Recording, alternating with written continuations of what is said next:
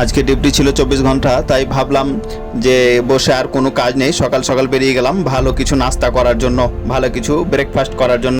আপনাদেরকে আমি ভিডিও দিই মাঝে মাঝে। এখন প্রায় 8টা বাজে, তাই ফাঁকা মাঠ এবং ফাঁকা মন নিয়ে বেরিয়ে পড়লাম নিরিবিলি একটা সুন্দর রোডে, যেটা প্রাকৃতিক দৃশ্য আপনাকে মগ্ন করে দেবে, যেটা দেখে আকাশে উঠেছে চাঁদ। ভিডিওটা একটু দেখে যান।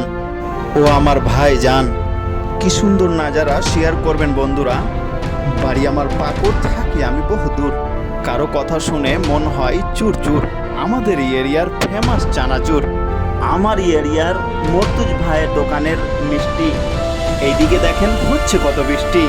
এই কথাগুলো শুনে আপনি কত হাসছেন, তাই তো আমায় ভালোবাসছেন।